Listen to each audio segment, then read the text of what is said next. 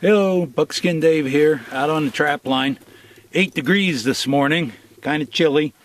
At least it stayed cold. So my traps, they kind of look like they're going to work. They look like they're free. I got a trap here and here. 2 days ago when I made a check, we had some snow on the ground, a little bit. But it was enough for me to see these coyotes are coming to the sets and just kind of walking around them, not getting closer than 1.5 feet, 2 feet. So the person that trapped this place, it's been like this for the 7 or 8 years I've been trapping up here. And person that trapped this place before me must have been a teacher, because he is a hell of an educator. I've run into this before. And normally, if I was long lining and for fur, and my long lining days are way over. Arthritis. It's getting really difficult for me to set those 4 coils anymore. But normally I would just leave these coyotes alone and go on. They're just not worth the time and gasoline to try to figure them out. But I've decided to try to figure out what's going on here. I've called up here for the last 6 or 7 years, and they do the same thing with the calls. I mean, I've called many in and been successful, but boy, once that call toots, I've seen them turn and run. So calling is okay, but it's not the answer. So I'm going to turn to snares. At least I don't have to set them. I mean, like the springs. And I'm going to give that a try. Like I say, I've trapped up here for a long time, and nobody comes up here chucker hunting, so I ain't got to worry about bird dogs. The cattle are all moved out of here. Don't have to worry about ranch dogs. Nobody walks their dog around up here, especially when it's 8 degrees. So I'm going to throw some snares out, and that snow we had 2 days ago is giving me some ideas of some trails. So I'm going to play with these coyotes just because I can. And maybe I'll learn something for trap-wise coyotes. When I had my bait out here last summer, I even noticed the coyotes would come up to the bait and they'd work it, they'd look at it, but they were scared of it. They really didn't trust something new in the area. So we're going to go with the snares and see how that works. Anyway, come along with me. I got 2 traps up the top here we'll check out, and we'll finish the rest of this line and see if we can catch some trap-wise coyotes. That'd be kind of interesting. So it's really funny is there's coyote tracks around all my sets, and I can see trails where they're coming from this set that's 6 miles away to the set on the other side there. And if I didn't know any better, you know, I catch jackrabbits once in a while. Very few, because I don't use urine, and I set my traps at 5-6 pounds. But once in a while, these snowshoes are pretty big, these snowshoe hares. And I'll catch them. Of course, the coyote will hear them screaming and come down and eat them. And almost makes me wonder if they're just checking my trap lines for an easy meal they ain't got to chase. Anyway, I got a couple more traps on the other side here, this draw on the ridge. We'll check them out, and then I've got a spot down here. Then we'll put about 3 more snares in, and we'll let that soak. So, this is one snare. It's kind of hard to get snares because you got to hide them in the brush. And sometimes the coyote won't go through the brush. But I've been trying to put snares where they're walking through, and some of the tight spots. So I got about a 6 snares out, and I've got some more traps to check. This road over here, they've been walking right down the road, so I put some skunk up on top of this rock and kind of get them to come off the road maybe over here. So we'll see how that goes. Scout for this upcoming deer hunt. And a couple of them road hunting heroes came by here. I saw them go up here this morning. What I was concerned about more than anything is if they took the road up to a spot that I got planned for these deer. And from the tracks, it looks like they just went over this road and down into the valley, and they didn't go up on the hill. That is a good thing, because in a couple of days, I want to be the first person to sneak into those mahoganies and see what I can find. I haven't seen any tracks, or I've been glassing and I haven't seen any critters. But there's another main road that goes past the front of this, and I'm going to check it. It's right next to the creek to see if they've been coming. Last couple of years, they come down to the creek and then they head up, and there's enough snow on the road, I'll see where they cross the creek. These coyotes work this saddle too. It's got really low sagebrush. It's going to be hard to put a snare here, but then it looks like also an elk walked up this road, a single. The track wasn't here a couple of days ago, and he's actually in one of my footprints, so one lone elk. That doesn't impress me. All my elk tags are. So, anyway, I'm going to go set those other snares, and I'm going to go check those tracks by the creek. Then it's time to go back into the shop and work on the gun, and I got to chop some firewood today. Well, the trap line wasn't a failure today. We are always catching these. You live out in the middle of a big sagebrush mountain, you're going to have rodents. Anyway, I've been catching 3 or 4 a night. Okay, I got to replenish my snare bag. I kind of like a shoulder type thing for my snares. This one is from Maxpedition, and I don't remember where or how I got it. But it kind of works okay for snares. This material's really strong. My snare setup is very simple. A pair of shears in case I got to trim some brush for a trail. A little bit of flagging in case I have to flag the trail. I keep that in there. And there's this thing in the back here, and I keep extension wire. They're made up so I can make a quick extension. And I got some number 9 in here. Sometimes the 11 is a little too springy if I got to spread it across an open trail or something. Number 9 for that. Then here I have a roll of 11 for supports, a little bit of tie wire for tying it down to something. I usually tie it off to a fence post, or I'll usually tie it the sagebrush. If you got a good piece of sagebrush like this, I'll tie it off on the bottom. And of course my snares. There's about 15 or 20 snares here, and they fit in here pretty good. This thing would probably hold 3 or 4 dozen snares.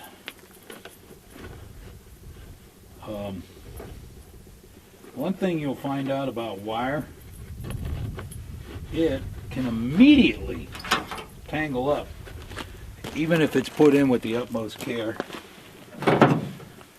You definitely need a pair of dikes. I keep a cable cutter in case I got to take a snare off something really quick. Dikes won't cut that cable. You need a cable cutter, just for an emergency, in case I got to cut a cable. And fencing pliers are a nice tool to have. I've packed this fencing pliers around with me for years, never used it. But it is a good tool to have, and I don't have another place to put it, so let me put it right there. And then I just flip this over, and this will tie down, extend it a little. And then this thing here, I use that for a bottle lure. Even though I got snares, sometimes I'll take a skunk lure and scatter it around to get animals in the area working the trails. And I can keep that in there. I keep this in my truck all the time because it's kind of a survival kit too. You know, the mountain men and the long hunters, they used to go on a scout, and they had all their survival gear hanging. Well, these days, this is my scout horse. So it's usually fully equipped with some survival gear, and half a dozen snares and these tools are a good thing to have in your truck. So that's ready for the next trip. So one of the chores I got to take care of every day is firewood. The house has propane heat, but it's a lot cheaper to use firewood, and firewood keeps the house a little warmer when it gets super cold. Shop is all firewood.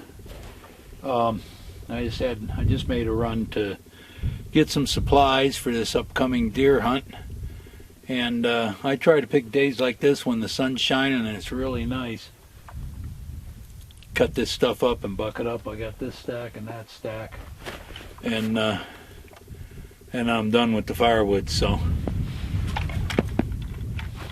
I get this done, and I always figure I could work in the shop when the weather sucks.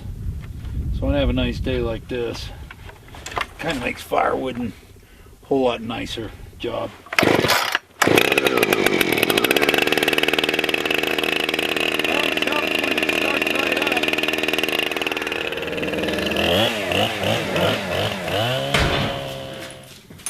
Every morning starts off with firewood and a fire, and every evening ends with stoking the fire. So we get some wood in here.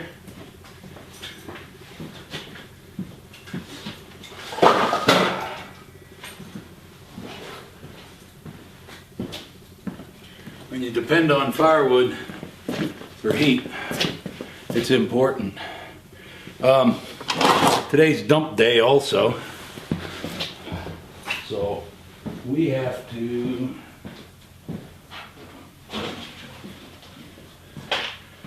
we've got about 12 miles to the transfer station, and we do pretty good. We got 3 trash cans for the house, and then I've got a trash can here for the shop. We can go 6 to 7 weeks in between dump runs before 3 cans are full. I'm pretty proud of that. We will save aluminum cans in a box, and one of the high schools has a truck that you can throw aluminum cans in for a donation. And you know, after 5 or 6 weeks, we really don't have a lot of aluminum cans that's worth going anywhere, but at least that goes to a good cause. And cardboard, we probably get more cardboard. Me with the business, I get a lot of boxes and packing material, and I'll save those because I can use them to send stuff back out. And we also get, I remember in high school, a long time ago, I can't believe I remember it, people talking about you won't have to leave your house in the future. Everything will be delivered to your door. Well, when you live 40 miles away from one-way places, that comes in handy, and most of the time it's shipped for free. It's right at your doorstep. All you got to do is bring it in the house and put it on the shelf. And a lot of times it's cheaper than going to the store. So we utilize a lot of that stuff living out here, away from everything in the West. Anyway, got to get this stuff to the dump. I'll talk to you in a minute. Okay. All right, so I've got this shaped, and I'm trying to get this metal to... Hey, want to shoot? Huh? Want to shoot? Absolutely. You want to shoot your black powder gun for the hunt? Yeah. I got some cross sticks over there. You want to try them out? Okay. Go ahead and bring them outside there, and we'll get our rifles. She wants to shoot. That's better than honeydews. Let's go. What? Okay. A couple of 25-yard shots first, just to warm up.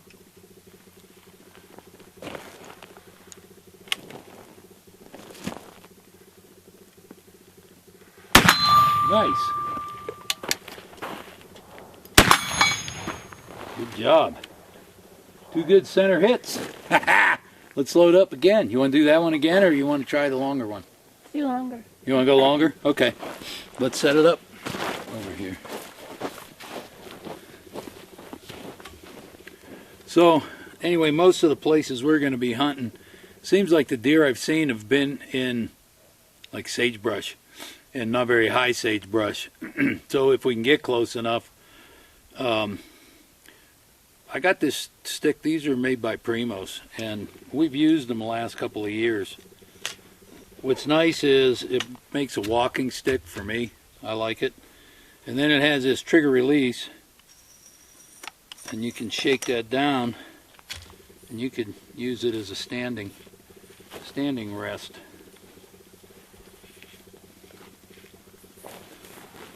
No matter how tall you are. And then all you need to do to put it back up is pull the trigger and lock it. And then it also has a safety lock. Ambidextrous, nonetheless. Safety lock.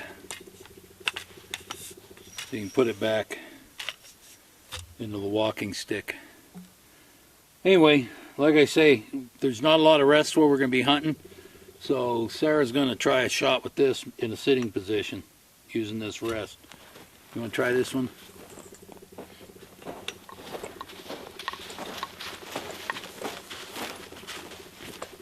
You get used to it. You want me to hold the rifle while you get set?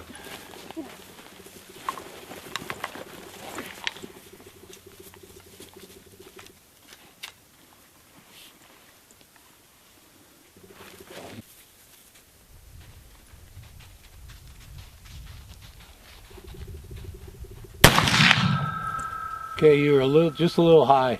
Okay. Above it. Did you put that orange dot right in the? Did you put your sights right on the middle of the orange dot? Mm-hmm. Yeah, I think when we sighted that, if you put the orange dot on top of your sight when you're lined up, I think you'll be, because you're just a little bit high, not high, very high, but a little bit. Okay. All right, can I try? Mm-hmm.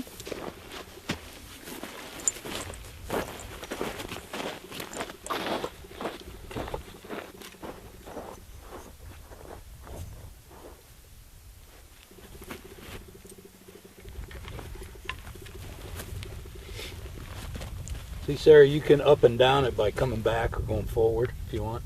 Okay.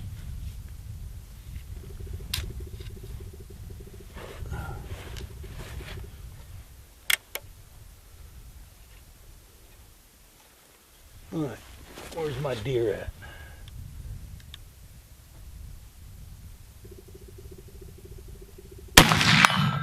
Okay, that was a hit.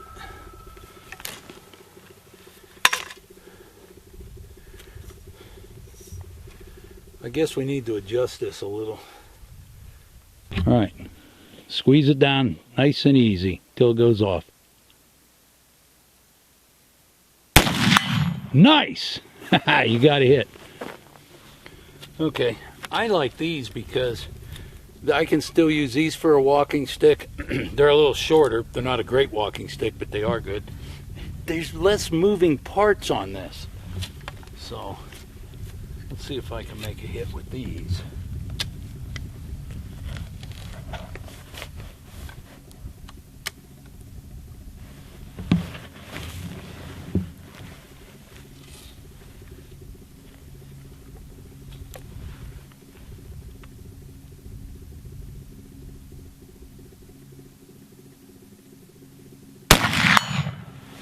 Yes. There's a pretty hefty black spot appearing on the middle of that orange dot where we've been shooting. So, yes, I think for my hunt, I'm going to use this. I think you could try these, Sarah, and see how they work for you. The girl wanted to shoot, and who am I to not give her an opportunity to shoot? So we shot until we lost our light. Anyway, before we left off, I was bending this. You can't make it. You can't make the stock flat. It's gotta. There we go. it's got to have a little curve or it won't look right. So you have to kind of bend the frame of this. And I've got it where it's only going to sit right there. It's bent to that part of the stock, and it's pointing up towards the caulk. It's level, perfect. So I'm going to flip it over. I'm going to work I got to work about 1/4 of an inch off the other side and over here. Then I can start moving on to something else. So anyway, well, that's the end of the day in the West. Thanks for joining me. I'm Buckskin Dave.